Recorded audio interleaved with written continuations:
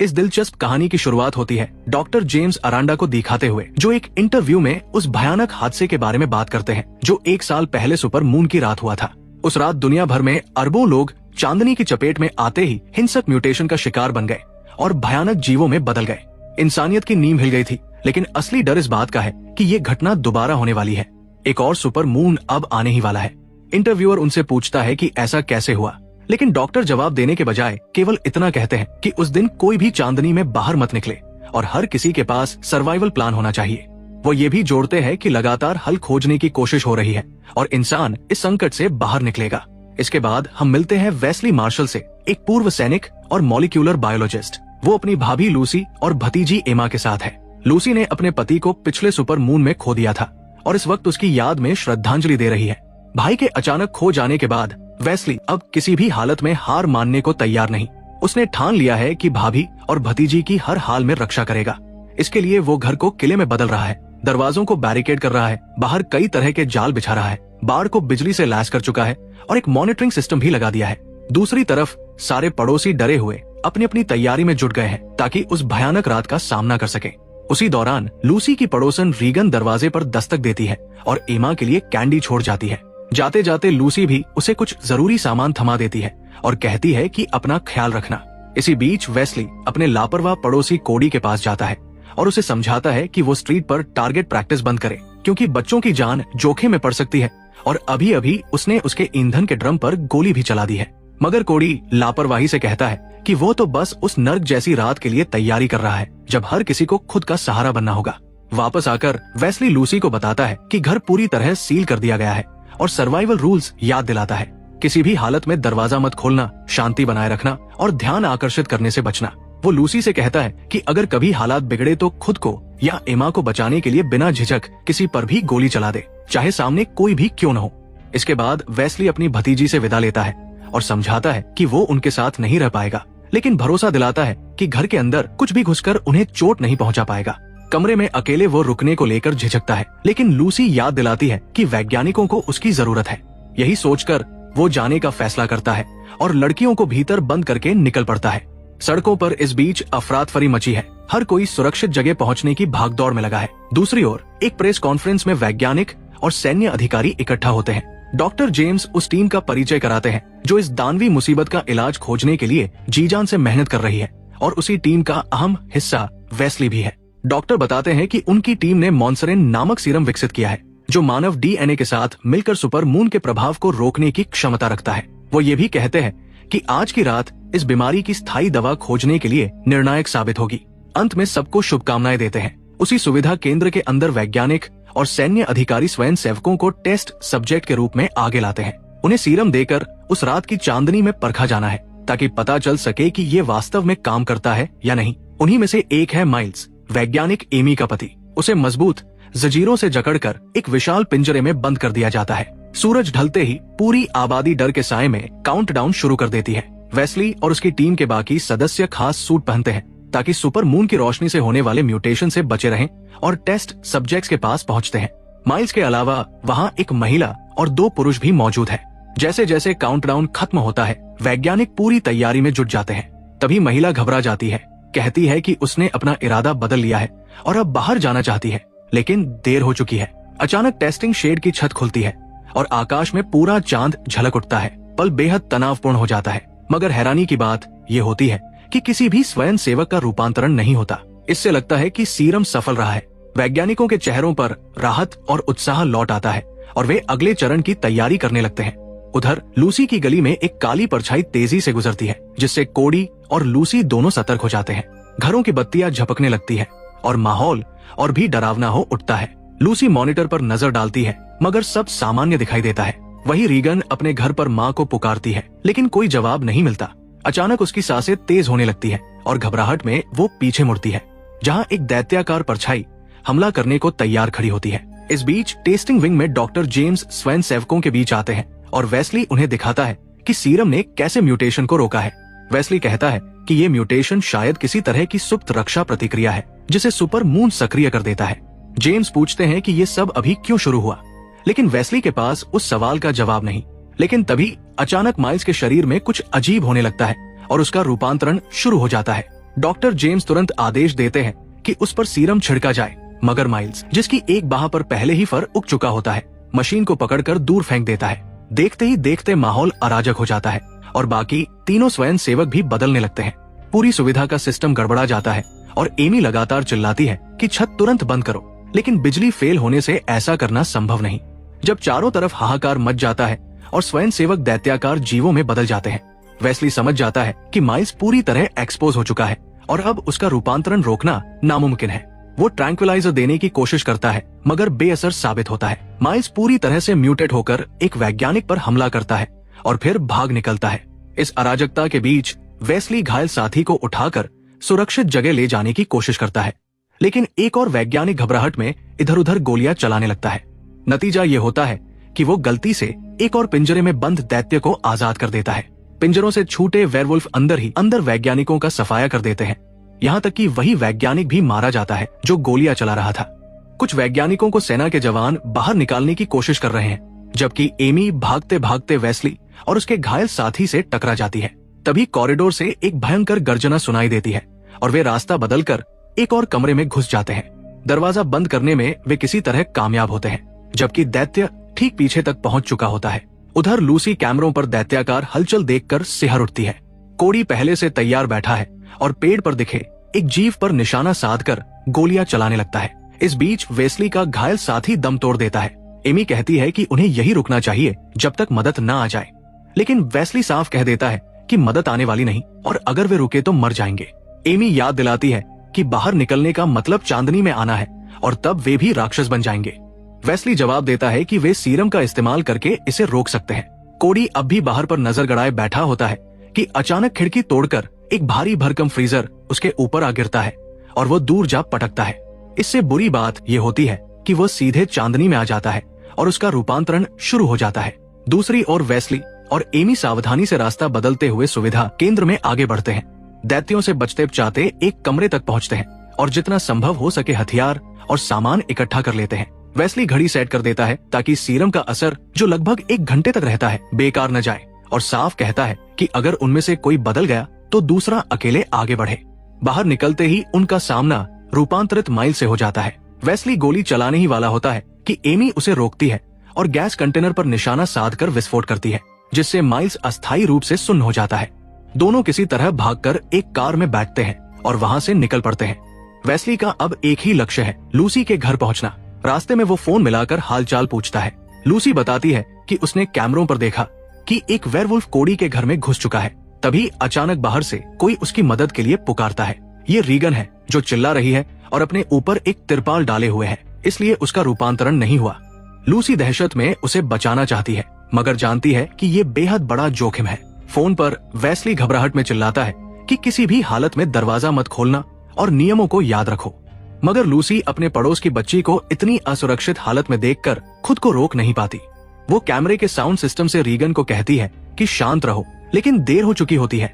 एक दैत्याकार जीव अचानक उस पर झपट पड़ता है और उसे घसीट ले जाता है। इसी बीच वेस्ली और एमी की कार के सामने एक बस आ जाती है और टक्कर टलना नामुमकिन हो जाता है। कनेक्शन टूटने के बाद लूसी देखती है कि बाहर उसका दोस्त किस क्रूरता से वेयरवुल्फ के हाथों निगल लिया जाता है। बाहर खड़ा वह राक्षस भयानक गर्जना करता है, जिससे लूसी और एमा की रूह कांप उठती है। कार दुर्घटना में वेस्ली और एमी बुरी तरह फंस जाते हैं, लेकिन आग फैलने से पहले किसी तरह बाहर निकल जाते हैं। उधर वेयरवुल्फ बन चुका कोडी रीगन के शव को उठाकर लूसी के घर की इलेक्ट्रिक फेंस पर पटक देता है ताकि उसका सुरक्षा कवच टूट जाए। लूसी एमा को सुरक्षित जगह भेजती है और जब देखती है कि कोडी फेंस के पास मंडरा रहा है तो उसके चेहरे पर पेपर स्प्रे दाग देती है। राक्षस दर्द से चिल्ला उठता है। वेस्ली और एमी अब पैदल ही आगे बढ़ते हैं, कोशिश करते हैं कि राक्षसों का ध्यान न खिंचे, लेकिन रास्ते में उन्हें गाड़ियों के पास उत्पात मचाती वेयरवुल्फ की पूरी टोली मिल जाती है। कोई चारा न देखकर दोनों कारों के पीछे झुककर धीरे धीरे निकलने लगते हैं। तभी एक जीव उनकी गंध सूंघ लेता है।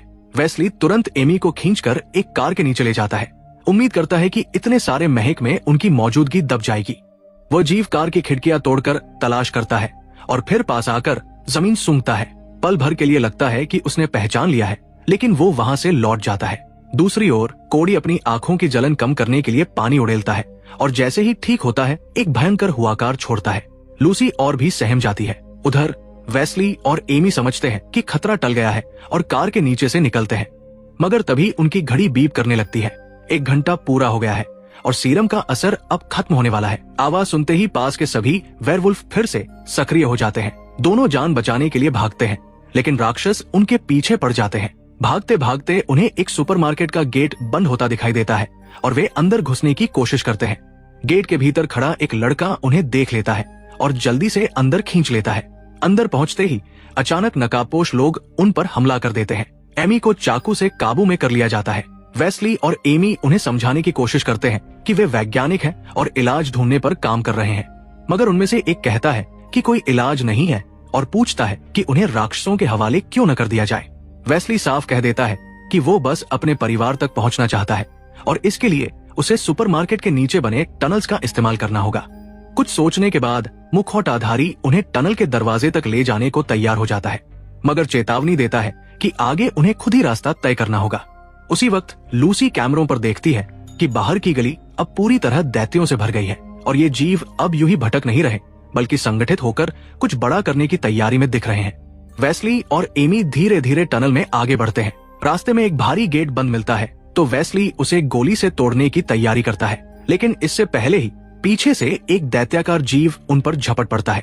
अब उनके पास केवल लड़ने का ही विकल्प बचता है। गोली चलाने से पहले ही राक्षस पूरी ताकत से उन पर टूट पड़ता है। गेट तोड़कर उन्हें जमीन पर पटक देता है। टक्कर से एमी बेहोश हो जाती है। वेस्ली उठने की कोशिश करता है, लेकिन जीव उसे दोबारा दूर फेंक देता है। अगले ही पल जब दैत्य उस पर टूटता है, वेस्ली किसी तरह पास पड़ी लोहे की छड़ पकड़ लेता है और पूरे जोर से उसे भोंक देता है। राक्षस वही ढेर हो जाता है। थोड़ी देर बाद एमी होश में आती है और वेस्ली को सहारा देकर आगे बढ़ाती है। आगे बढ़ते हुए वे एक ऐसे रास्ते तक पहुंचते हैं जो सीधे सड़क से जुड़ा है, लेकिन वहां रुक जाते हैं क्योंकि ऊपर सुपर मून की रोशनी फैल रही होती है। दोनों अपने ऊपर तिरपाल डालकर धीरे धीरे आगे बढ़ते हैं। पास की एक दुकान में घुसते ही गलती से अलार्म बज जाता है, जिसे तुरंत बंद कर देते हैं क्योंकि वे जानते हैं कि ये आवाज दैत्यों के लिए सीधे खाने का न्योता है। उनके पास एक और डोज सीरम है, लेकिन बहुत गर्म है, इसलिए उसे फ्रीजर में रखकर ठंडा करना पड़ता है। यही वजह है कि वे उस दुकान में घुसे थे। उधर लूसी के घर पर इलेक्ट्रिक फेंस अभी भी काम कर रहा है, जिससे थोड़ी सुरक्षा बनी हुई है। राक्षस पास मंडराते हैं, लेकिन पार नहीं कर पाते। तभी वे कैमरों को एक एक करके तोड़ना शुरू कर देते हैं और अब केवल 2 कैमरे बचते हैं। लूसी लगभग अंधी हो चुकी होती है। सीरम ठंडा होने का इंतजार करते हुए वेस्ली एमी से कबूल करता है कि वो हमेशा मिशनों पर दुनिया भर में व्यस्त रहा और परिवार बनाने का कभी समय ही नहीं मिला। लेकिन भाई की मौत के बाद उसे लगता है कि परिवार की जिम्मेदारी उसी की है। फिर भी डर है कि कहीं वह उन्हें सही तरीके से सुरक्षित नहीं रख पा रहा। एमी उसे ढांढस बंधाती है कि वो अपनी पूरी कोशिश कर रहा है और यही मायने रखता है। तभी सीरम सही तापमान पर पहुंच जाता है। एमी उसे ठंडा रखने का सामान ढूंढने निकलती है और वेस्ली को पास से कोई आवाज सुनाई देती है। वो देखने जाता है और देखता है कि एक युवती पीठ किए बैठी है, मानो कुछ खा रही हो। वेस्ली आवाज देकर पूछता है कि वो अंदर कैसे आई। लड़की मुड़ती है तो पता चलता है कि वो आधी बदल चुकी है और एक बिल्ली का मांस खा रही है। वेस्ली उसे गोली मारना नहीं चाहता और चेतावनी देता है कि पास मत आओ, लेकिन वो सुनती नहीं और हमला कर देती है। तभी एमी पहुंचकर टेजर से झटका देती है और युवती बेहोश होकर गिर जाती है। इस बीच लूसी के घर पर हालात और बिगड़ते हैं। अब वेयरवुल्फ कोडी के आदेश पर झुंड की शक्ल में इलेक्ट्रिक फेंस पर हमला शुरू करते हैं। बार बार टकराने से घर की लाइटें झिलमिलाने लगती है। लूसी अपनी शॉटगन तैयार रखती है। कैमरों से जो कुछ बचा है उससे वो देखती है कि एक राक्षस बिजली के खंभे को गिराकर फेंस पर पटखनी देता है। पूरे घर में ब्लैकआउट हो जाता है। अब लूसी की संपत्ति तक पहुंचने से उन्हें कोई नहीं रोक सकता। केवल बैरिकेडेड दरवाजे और खिड़कियां ही आखिरी सहारा बचती है। कुछ दैत्य जालों में फंस जाते हैं, मगर बाकी दरवाजों और खिड़कियों को पीटते हुए अंदर घुसने की कोशिश करने लगते हैं। लूसी और एमा इमरजेंसी लाइट्स जलाकर घर के हॉल में मोर्चा संभाल लेती है और आने वाले हमले का इंतजार करती है। लूसी को अचानक छत पर हलचल सुनाई देती है। जैसे ही वो नजर डालती है, उसे एहसास होता है कि वहां मौजूद एक दरिंदा वेस्ली द्वारा लगाए गए जाल में फंस चुका है। इससे उन्हें थोड़ी और मोहलत मिल जाती है। उधर सीरम की एक और खुराक लेने के बाद वेस्ली और एमी सड़कों पर सावधानी से बढ़ते हुए लूसी के घर की तरफ बढ़ते हैं। रास्ते में उन्हें कुछ लोग दिखाई देते हैं, भारी हथियारों से लैस, अच्छे से तैयार और सुपरमून की तेज रोशनी से सुरक्षित। ये लोग दरिंदों के एक झुंड से भिड़ रहे हैं। वेस्ली इसे मौके के तौर पर देखता है कि इसी भिड़ंत के बीच वो अपनी भाभी और भतीजी तक जल्दी पहुंच सकता है। हथियारबंद लोग अस्थायी तौर पर झुंड को पीछे धकेल देते हैं, जैसे ही वेस्ली और एमी सामने आकर उन्हें गोली न चलाने के लिए कहते हैं, साथ ही जोर देकर बताते हैं कि वे सीरम की वजह से सुपरमून की रोशनी से महफूज हैं, फिर भी कोई उन पर भरोसा नहीं करता। तभी अचानक एक वेयरवुल्फ हमला कर देता है और गोलीबारी का नया दौर शुरू हो जाता है। अब वेस्ली और एमी को भी गोलियों और दरिंदों से बचने के लिए पनाह ढूंढनी पड़ती है। हालात बिगड़ते जाते हैं और धीरे धीरे पूरा इलाका और दरिंदों से घिर जाता है। हथियारबंद लोग मारे जाते हैं। एमी को एहसास होता है कि वे पूरी तरह फंस चुके हैं। ऐसे में वो एक खतरनाक विचार रखती है, खुद को चारे की तरह इस्तेमाल करने का। उसका मानना है कि उसकी थ्योरी को टेस्ट करने का यही सही वक्त है। वेस्ली के विरोध करने पर वो उसे समझाती है कि उसे लूसी तक जरूर पहुंचना है और उसे बचाने के लिए यही रास्ता है। वेस्ली भारी मन से कहता है कि वो जिंदा लौट आए। एमी धीरे धीरे आगे बढ़ती है और दरिंदों का ध्यान खींचती है। एक विशालकाय वेयरवुल्फ उसकी ओर कदम बढ़ाता है। पहले वो उसे सूंघता है लेकिन तुरंत हमला नहीं करता। अचानक हल्की सी काट लेता है। एमी हिम्मत करके उस पर दहाड़ मारती है, मानो अपनी ताकत साबित कर रही हो। दरिंदा भी उसी पल उसके चेहरे पर दहाड़ कर जवाब देता है। तभी वेस्ली एक कार के ऊपर से एंटी एयरक्राफ्ट मशीन गन दाग देता है। गोलियों की बौछार से दरिंदे भागने लगते हैं और इधर उधर पनाह ढूंढते हैं। जैसे ही रास्ता साफ होता है, वेस्ली एमी को पुकारता है कि वो भागकर कार में बैठ जाए, लेकिन इससे पहले कि वो कार तक पहुंच सके, एक विशाल पंजा उसे दबोच लेता है और ऊपर की ओर घसीट ले जाता है। वेस्ली उसे देखने की कोशिश करता है। एमी और वो दरिंदा दोनों उसकी नजर से ओझल हो चुके हैं। मजबूर वेस्ली के पास कोई और रास्ता नहीं बचता। उसे लूसी तक पहुंचना ही है, इसलिए वो तेजी से कार आगे बढ़ा देता है। इस बीच लूसी छत की ओर गोलीबारी कर रही है। कुछ दरिंदे मरते हैं, मगर वे लगातार अंदर घुस रहे हैं। गोलियां लगभग खत्म हो चुकी हैं और अब उसके पास बस चाकू और पेपर स्प्रे बचा है। बैरिकेड्स भी कमजोर पड़ रहे हैं। आखिरकार दरिंदे एक एक करके घर में घुसने लगते हैं। लूसी अपनी बेटी एम्मा को लेकर छिपने की कोशिश करती है। तभी बाहर से गाड़ी का हॉर्न गूंजता है। वेस्ली लौट आया है और दरिंदों का ध्यान खींच रहा है। सभी दरिंदे सड़क पर इकट्ठा हो जाते हैं और वेस्ली उन्हें कुचलने के लिए गाड़ी सीधी उन पर चढ़ा देता है। मगर आखिरी पल में कोडी, जो अब पूरी तरह दैत्य बन चुका है, गाड़ी के बोनट पर कूद पड़ता है और वेस्ली की गाड़ी एक घर से टकरा जाती है। लूसी और एम्मा को लगता है कि वे खतरे से बाहर निकल आई है, मगर तभी एक और दरिंदा दीवार तोड़कर उन पर झपटता है। दोनों भागकर दूसरे कमरे में जाते हैं। लूसी एम्मा को जल्दी से अलमारी के अंदर छिपा देती है। दरवाजे के पीछे खड़ी लूसी अपनी सांसें रोककर इंतजार करती है। जैसे ही दरिंदा भीतर घुसता है, उसकी नजर सीधे एम्मा पर जाती है। लड़की झट से उस पर स्प्रे कर देती है, लेकिन गुस्से से तिल मिलाया हुआ दरिंदा चीखता है। लूसी पीछे से हमला करने की कोशिश करती है, मगर दरिंदा उसे जोर से पटक देता है। माँ को घायल देखकर एम्मा की आंखों में डर और आंसू एक साथ भर आते हैं, लेकिन उसी डर से साहस भी जन्म लेता है। कांपते हाथों से वो चाकू उठाती है और पूरे जोर से दरिंदे पर वार करती है, लेकिन उस लोमहर्षक प्राणी पर उसका वार बेअसर साबित होता है। दरिंदा उसकी तरफ गुस्से से पलटता है, जैसे अभी उसे चीरफाड़ देगा। ठीक उसी घड़ी लूसी अपने शरीर की बची खुची ताकत जुटाकर पास रखी भारी कुल्हाड़ी को कसकर पकड़ती है और चीखते हुए पूरी शक्ति के साथ उस दानव पर प्रहार करती है। कुल्हाड़ी का वार गूंजता है और कमरे में एक पल के लिए सन्नाटा छा जाता है। उसी दौरान बाहर से वेस्ली की चिंतित और गूंजती हुई आवाज सुनाई देती है। वो दरवाजे के भीतर दाखिल होता है और अपने परिवार को जिंदा देखकर उसकी आंखों से राहत छलक पड़ती है। वो दोनों की हालत तुरंत देखता है और आश्वस्त होकर उन्हें अगले हमले के लिए तैयार करता है, क्योंकि बाहर अब भी असली खतरा बाकी है। गाड़ी और दीवार के बीच दबा कोडी धीरे धीरे अपनी पूरी दानवी ताकत लगाकर निकलने की कोशिश कर रहा है। वेस्ली जानता है कि अब उनके पास गोलियां नहीं बची और न ही कोई आसान रास्ता। वो अपने भीतर की आखिरी उम्मीद को थामकर एक खतरनाक फैसला लेता है। वो एम्मा के पास झुककर उसे सीने से लगाता है और कहता है, हमेशा मजबूत रहना, कभी डरना मत, तुम मेरी सबसे बड़ी ताकत हो। फिर वो लूसी को अपनी घड़ी थमाता है, जिसमें सिर्फ 15 मिनट बाकी है, भोर होने तक का समय। दोनों को अंतिम विदाई देता है और दृढ़ कदमों से बाहर निकल पड़ता है।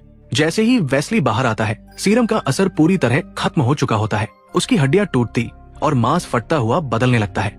उसकी पीठ पर बाल उग आते हैं और चेहरा दरिंदे का रूप ले लेता है। अब वो भी एक भयानक वेयरवुल्फ बन चुका है। सामने कोडी पहले से ही आजाद होकर उसकी प्रतीक्षा कर रहा होता है। दोनों दानव एक दूसरे पर टूट पड़ते हैं। धरती हिलने लगती है, दहाड़े गूंजती हैं और घर की दीवारें कांप उठती है। लड़ाई इतनी भयानक होती है कि हर वार के साथ जमीन लाल हो रही थी। कुछ ही देर में वेस्ली अपनी पूरी ताकत लगाकर कोडी को पछाड़ देता है और उसे जमीन पर गिराकर परास्त कर देता है। लेकिन जीत के बावजूद नया डर सामने है। अब वेस्ली खुद भी इंसान नहीं रहा, बल्कि उन्हीं दरिंदों जैसा बन चुका है। लूसी की रगों में डर दौड़ने लगता है। वो एम्मा को तुरंत एक सुरक्षित जगह पर छिपा देती है और खुद आखिरी उम्मीद की तलाश में घर का कोना कोना खंगालती है। तभी उसकी नजर फर्श पर पड़ी एक आखिरी शॉटगन शेल पर जाती है। वो झट से हथियार लोड करती है और दरवाजे के पास खड़ी हो जाती है। भारी कदमों की गूंज घर में भर जाती है। वेयरवुल्फ वेस्ली दरवाजे के पास पहुंचता है। लूसी की सांसें तेज हो जाती है। वो दरवाजे पर टंगी एक पुरानी पारिवारिक तस्वीर उठाकर रोते हुए कहती है, वेस्ली, अगर कहीं तुम अब भी अंदर हो तो हमें चोट मत पहुंचाना। दरिंदा दरवाजा तोड़कर भीतर आता है। उसकी आंखें लाल आग की तरह चमक रही है, लेकिन हमला करने की बजाय वो कुछ पल ठिठकता है, मानो तस्वीर और लूसी की आवाज उसकी आत्मा तक पहुंच रही हो। तभी अचानक वो जोरदार दहाड़ मारता है, जिससे लूसी पीछे गिर जाती है। वो तुरंत शॉटगन उठाती है और ट्रिगर दबाने ही वाली होती है कि उसकी घड़ी बीप करने लगती है। सुबह हो चुकी है। लूसी अंतिम कोशिश के तौर पर खिड़की पर गोली दाग देती है। कांच टूटता है और कमरे में तेज सुनहरी धूप भर जाती है। सूरज की किरणें सीधा वेस्ली के चेहरे पर पड़ती है। उसके शरीर से बाल जलने लगते हैं, हड्डियां वापस जुड़ने लगती है और कुछ ही पलों में उसका दानवी रूप पिघलकर गायब हो जाता है। अब वेस्ली अपने असली इंसानी रूप में लौट आता है, थका हुआ पर जीवित। उसकी आंखों में आंसू है।